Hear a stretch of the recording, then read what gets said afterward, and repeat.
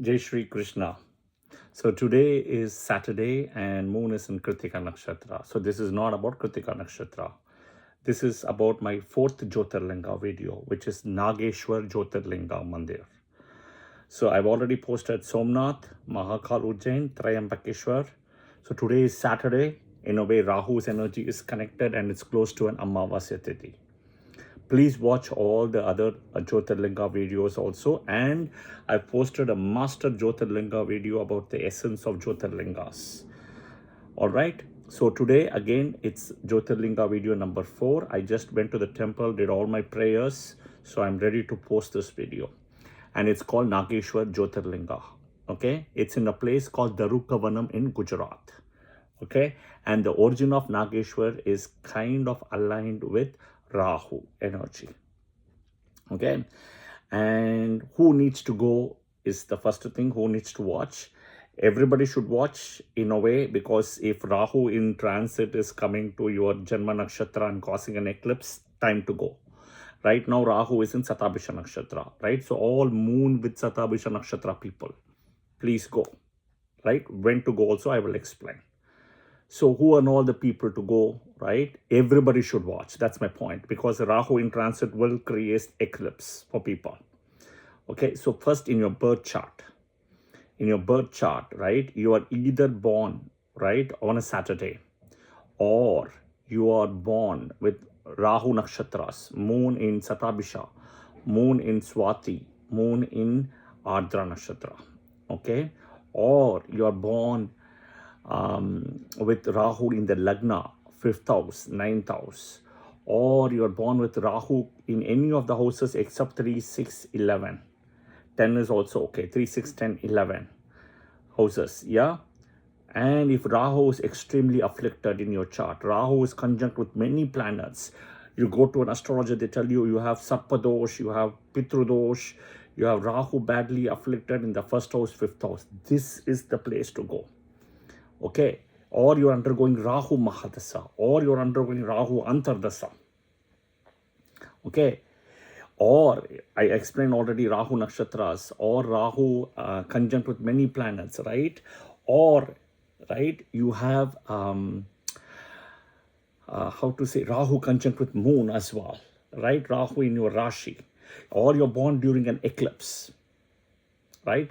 And the last one is, if you have planets in Gemini which are very bad, like so many planets, Mars in Gemini, Saturn, Rahu, Ketu, etc. Gemini is afflicted, because this energy is associated with Gemini Rashi as well. And you have to understand, for Gemini Lagna, right, Rahu Mahadasa will be very good regardless. It'll be good. Okay. In a way, it'll act like a yoga karka. Right? Rahu is one planet which will do extremely well for Gemini, other than Mercury and Venus, more than Saturn. Okay, because of the 9th house, little bit of the co-lordship. Okay, so we will dig into the story today about the Jyotir from our Vedas and Puranas, what's written. Okay, so I'm pulling this from the Puranas. Okay, don't go to AI, don't go to Google. I will tell you, it may not give you any of the information, or it could be wrong. And then it's all at your own hands. Okay, and today is Saturday also, right? If you're born in a Saturday also, there is a karma of Rahu and Saturn together. Okay, the origin of Nageshwar Jyotirlinga, which is associated with Rahu energy in Darukavanam, Gujarat. So in those days, right, in very olden times, there used to be a demon named Daruk, and he had his wife called Daruka. Okay, they both used to torment all the people living in that neighborhood. And the point came when the residents didn't know what to do. So they went to a rishi, right, a sage called Aursh, A-U-R-A-S-H, okay, and started whining to them and telling them this is the problem that we are facing, right? And then Aursh rishi said, wait for some time, things will change. And eventually he said, I will also go and pray. And he also started praying, doing penance and all. Okay. And then what happened? Eventually the deities appeared to the Rishi Aush. Okay. And they were very pleased and happy. And the deities said that, what boon do you want? Why have you called? And eventually our sage Aush said, it's because of the demon, Asura called Daruk, and the Daruka's wife, both of them. right? So then the deities said, we'll take care. So the deities themselves went to fight the demons. Now the demons really got scared and frightened, and they didn't know what to do. Okay. Now the most important thing is, people have to know and understand this. All the demons, right, always got the boons from the deities. It can be Shiva, Brahma, Parvati, etc. Right? The Hindu deities. And then once they get the boon, they show their nature. Think about politicians in India. They go and beg for votes. The minute they come to power, they show the true color. Right? Now, I'm not saying all politicians are bad, but you see a pattern there, right? Very similar pattern. Again, it's not all politicians, right? There are some good as well, okay? So the point is, right, Daruka, the wife of Daruk, had actually prayed to Parvati, goddess, and had asked for a boon. So and then she gained unparalleled power, right? She literally took the whole forest and placed it in the middle of the sea. Okay, now this way what happens, the demons again started living without a problem, because they had strategically put land within the sea. Okay, and so that the deities could not attack so easily. Remember the story, Krishna had to go away from, protect Mathura and Dwaraka, and eventually from Jarasandha, right? Very similar thing. So then what happened is, this is what happened. One day what happened, the demons saw a lot of boats sailing in the sea, on which many people were on board. Okay. So what happened, the demons again, who were in the land, right, in the center of the sea, they went and captured the boat and captured all the natives. Now in the boat, there was a person called Supriya. It's a he, not a she. Okay. Who was a great devotee of Lord Shiva. Now, here's where the conflict is. Parvati, Shiva, okay? He's a devotee. He used to worship Lord Shiva daily, and now he's been taken under captivity among all the other people, right? And now what happened? So and he assured to the rest of the people that Lord Shiva will come and protect, right? And pray to Lord Shiva. He started influencing all the other people in the boat, who are now captives of the Daruk and Daruka, both of them, right? Now time has passed, many months, 1, 2, 3, 4, 5, 6, etc. Right? One day, a demon saw Supriya, right, worshipping Lord Shiva. Then he went and complained to Daruk and informed about this. That he's praying to Lord Shiva. We have to be careful. Now Daruk became very angry. He got furious. Remember, Daruka is the wife of Daruk had taken the boon, had the boon from Parvati, not Daruk. So then what happened? Daruk even got very angry. He went to try to kill Supriya. Immediately Lord Shiva, because he's the devotee of Shiva. Shiva immediately came and killed all the demons. Okay, all the demons, okay, and now including Daruk. Now Daruka is a devotee of Parvati. Now she got really upset, because she now came to know not only all the other demons are dead, including her husband. Right? Then she started praying to Parvati. And then she told her that how Lord Shiva had killed Daruka, and then your boons are not working and anything protecting anymore. Right? Parvati eventually had to tell Daruka that end of the day, my boons will only work as a weapon when you use it for the good, not for the bad.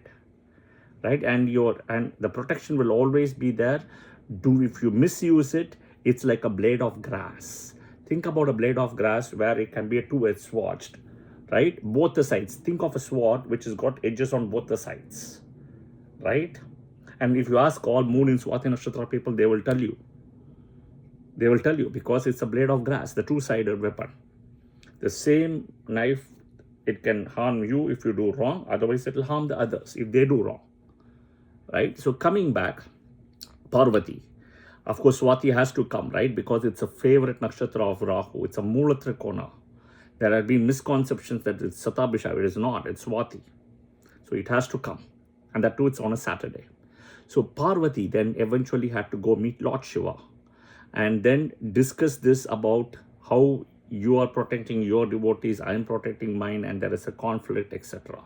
But end of the day, the bigger picture is not about whose devotees are bigger, who is bigger. It's dharma. The dharma is the bigger thing. It's a balance. Okay.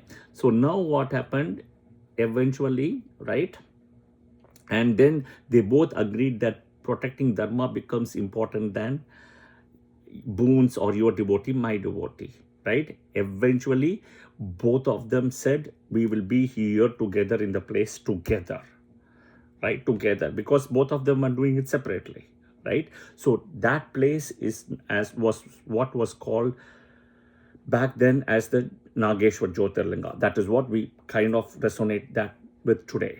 Yeah, that is the existence story of Nageshwar Jyotirlinga. All right, okay. What are the learnings from this? The learnings from this is there is a karma, there is a dharma, there is patience, and there is final victory. The victory will always be in the dharmic side, not on the adharmic side. Okay, all right. The shloka. Om Namah Shivaya. Om Namah Shivaya. Namo Nageshwaraya. Om Namah Shivaya. Namo Nageshwaraya. All right. Om Namah Shivaya. Namo Nageshwaraya. All right. Who and all need to go? I've already said it. In addition, when there is not a good, I would say compatibility, or there is always fight between husband and wife, right? Disagreement, all those things, right? This is the place to go. Like Parvati Shiva themselves had disagreement, but they eventually agreed to be together in this place, right? So this is the place to go, right? If there is not mutual compatibility, if husband and a wife, are always fighting, thinking about divorce, thinking about all the wrong things, right? There is no mutual kind of a nice relationship, right? This is the place to go. Okay, you can one can go on a Wednesday or a Saturday, right? Or go during Naga Panchami. Naga Panchami will happen very soon between July to I said July, right? No, 1 minute. July 15th, August 15th. Yeah, July 15th, August 15th, 16th. When Sun will be in Cancer, right? Sun will be in Cancer, entering Leo, the junction point, the Sankranti, and Moon will be in Libra, the Panchami Tithi of Swati Nakshatra. Okay, when Moon will be in Libra in Swati Nakshatra, that is Naga Panchami. All right, so go at that time, or you can go on a Saturday or a Wednesday. And I've also said who all can go, right? Like first house afflicted, fifth house Rahu afflictions, right? Very strong Rahu energies, right? If you're not having children, if one is not having children at all, one is having marriage issues, one is having lineage issues, one is lost track of Kuladevata, one is lost track of Gotras, right? All those things, this is the place to go, where it will help you to get the lineage, collect mud from there, collect the water from there. And I've told you when to go. Naga Panchami, plan for Naga Panchami, right? Excellent. Or even people who are born in Rahu Nakshatras, right? Ardra Swati Satabisha, Rahu Mahadasa, Rahu Antadasa, Rahu in transit coming on your natal moon, etc. All of those, yeah? All right.